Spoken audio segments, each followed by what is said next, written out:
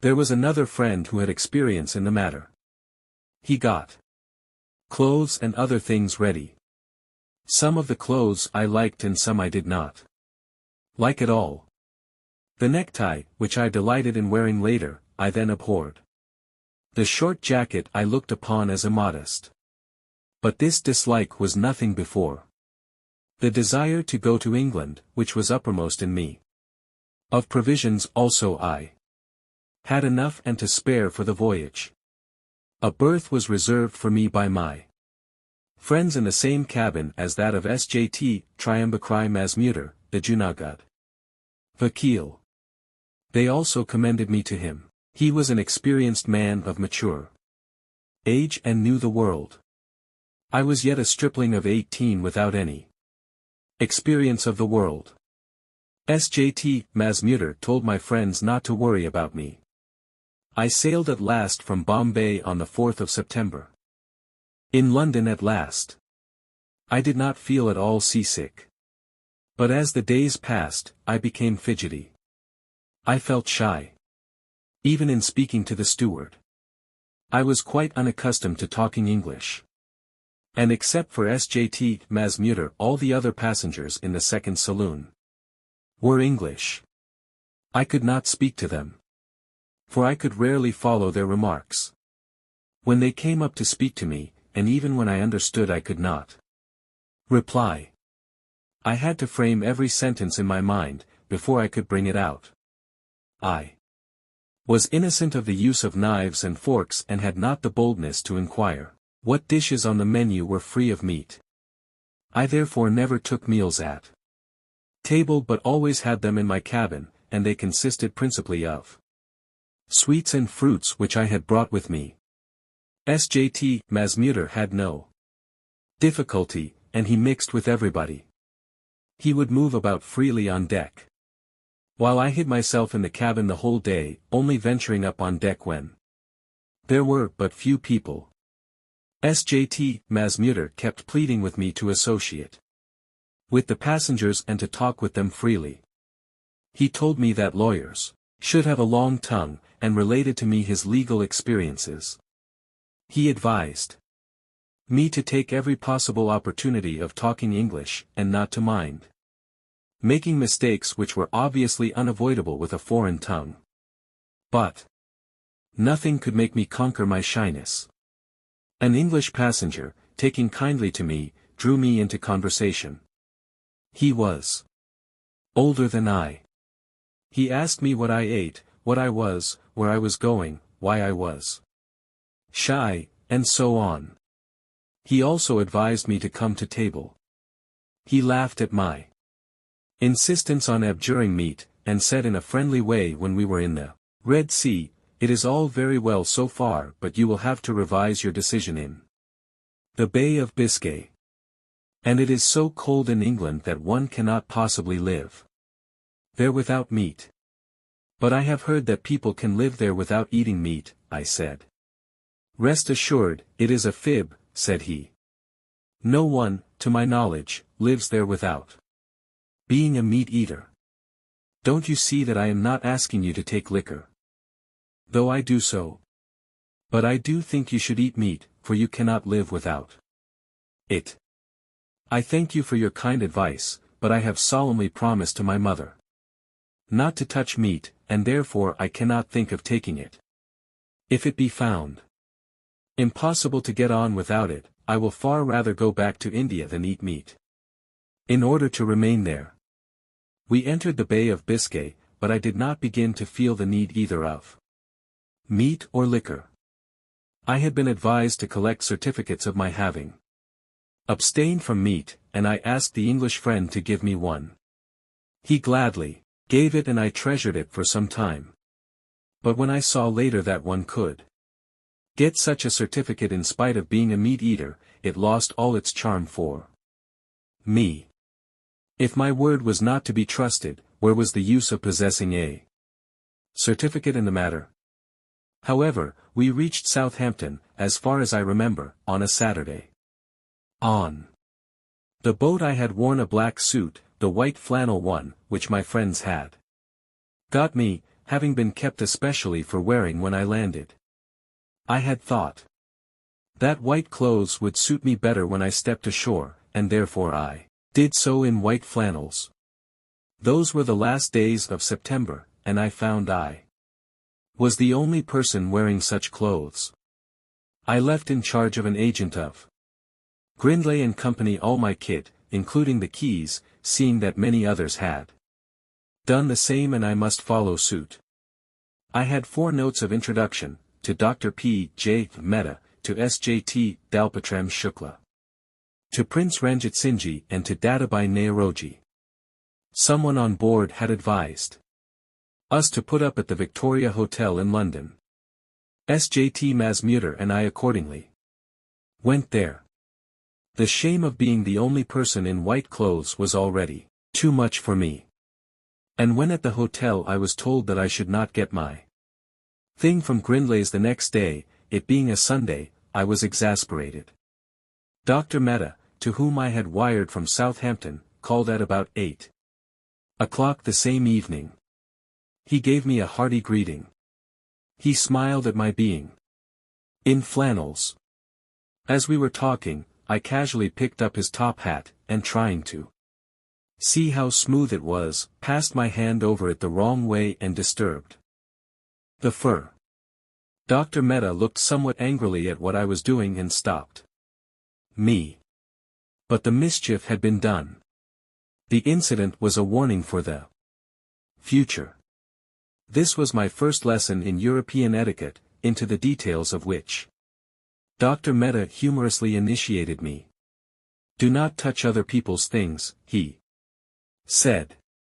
Do not ask questions as we usually do in India on first acquaintance, do not talk loudly, never address people as, sir, whilst speaking to them as we do in India, only servants and subordinates address their masters that way.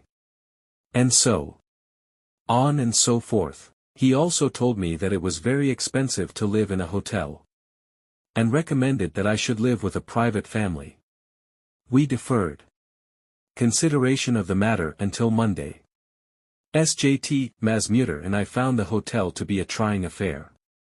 It was also very expensive. There was, however, a Sindhi fellow passenger from Malta who had become friends with S.J.T. Mazmuder, and as he was not a stranger to London, he offered to find rooms for us. We agreed, and on Monday, as soon as we got our baggage, we paid up our bills and went to the rooms rented for us by the Sindhi friend. I remember my hotel bill came to £3, an amount which shocked me. And I had practically starved in spite of this heavy bill. For I could relish nothing. When I did not like one thing, I asked for another, but had to pay for both just the same. The fact is that all this while I had depended on the provisions which I had brought with me from Bombay. I was very uneasy even in the new rooms. I would continually think of my home and country. My mother's love always haunted me. At night the tears would stream down my cheeks, and home memories of all sorts made sleep out of the question. It was impossible to share my misery with anyone. And even if I could have done so, where was the use?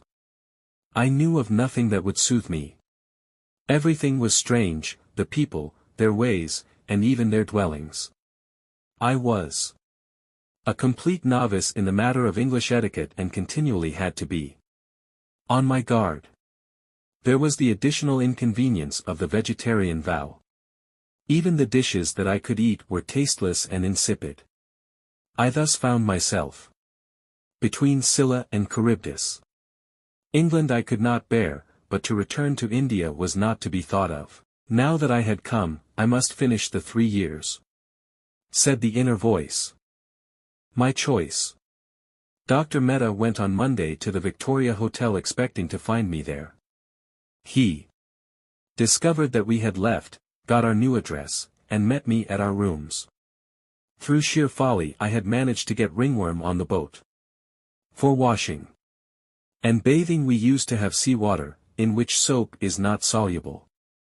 I However, used soap, taking its use to be a sign of civilization, with the result that instead of cleaning the skin it made it greasy. This gave me ringworm. I showed it to Dr. Mehta, who told me to apply acetic acid. I remember how the burning acid made me cry. Dr. Mehta inspected my room and its appointments, and shook his head in disapproval. "This place won't do," he said. "We come to England not so much for the purpose of studies as for gaining experience of English life and customs. And for this you need to live with a family. But before you do so, I think you had better serve a period of apprenticeship with _______. I will take you there." I gratefully accepted the suggestion and removed to the friend's rooms. He was all kindness and attention. He treated me as his own brother, initiated me into English ways and manners, and accustomed me to talking the language. My food, however, became a serious question. I could not relish boiled vegetables cooked without salt or condiments. The landlady was at a loss to know what to prepare for me. We had oatmeal porridge for breakfast, which was fairly filling, but I always starved at lunch and dinner. The friend continually reasoned with me to eat meat, but I always pleaded my vow and then remained silent. Both for luncheon and dinner we had spinach and bread and jam too. I was a good eater and had a capacious stomach, but I was ashamed to ask for more than 2 or 3 slices of bread, as it did not seem correct to do so. Added to this, there was no milk either for lunch or dinner. The friend once got disgusted with this state of things, and said, "Had you been my own brother, I would have sent you packing. What is the value of a vow made before an illiterate mother, and in ignorance of conditions here? It is no vow at all. It would not be regarded as a vow in law. It is pure superstition to stick to such a promise. And I tell you this persistence will not help you to gain anything here. You confess to having eaten and relished meat. You took it where it was absolutely unnecessary, and will not where it is quite essential. What a pity!" But I was adamant. Day in and day out the friend would argue, but I had an eternal negative to face him with. The more he argued, the more uncompromising I became. Daily I would pray for God's protection and get it. Not that I had any idea of God. It was faith that was at work, faith of which the seed had been sown by the good Nurse Rumbaugh. One day the friend began to read to me Bentham's theory of utility. I was at my wit's end. The language was too difficult for me to understand. He began to expound it. I said, "Pray excuse me. These abstruse things are beyond me. I admit it is necessary to eat meat. But I cannot break my vow. I cannot argue about it. I am sure I cannot meet you in argument. But please give me up as foolish or obstinate. I appreciate your love for me and I know you to be my well-wisher. I also know that you are telling me again and again about this because you feel for me. But I am helpless. A vow is a vow. It cannot be broken." The friend looked at me in surprise. He closed the book and said, "All right. I will not argue any more." I was glad. He never discussed the subject again. But he did not cease to worry about me. He smoked and drank, but he never asked me to do so. In fact, he asked me to remain away from both. His one anxiety was lest I should become very weak without meat, and thus be unable to feel at home in England. That is how I served my apprenticeship for a month. The friend's house was in Richmond, and it was not possible to go to London more than once or twice a week. Dr. Mehta and Sjt Dalpatram Shukla therefore decided that I should be put with some family. Sjt Shukla hit upon an Anglo-Indian's house in West Kensington and placed me there. The landlady was a widow. I told her about my vow. The old lady promised to look after me properly, and I took up my residence in the house. Here too I practically had to starve. I had sent for sweets and other eatables from home, but nothing had yet come. Everything was insipid. Every day the old lady asked me whether I liked the food, but what could she do? I was still as shy as ever and dared not ask for more than was put before me. She had 2 daughters. They insisted on serving me with an extra slice or 2 of bread. But little did they know that nothing less than a loaf would have filled me. But I had found my feet now. I had not yet started upon my regular studies. I had just begun reading newspapers, thanks to Sjt Shukla. In India I had never read a newspaper. But here I succeeded in cultivating a liking for them by regular reading. I always glanced over the Daily News, the Daily Telegraph, and the Pall Mall Gazette. This took me hardly an hour. I therefore began to wander about. I launched out in search of a vegetarian restaurant. The landlady had told me that there were such places in the city. I would trot 10 or 12 miles each day, go into a cheap restaurant and eat my fill of bread, but would never be satisfied. During these wanderings I once hit on a vegetarian restaurant in Farringdon Street. The sight of it filled me with the same joy that a child feels on getting a thing after its own heart.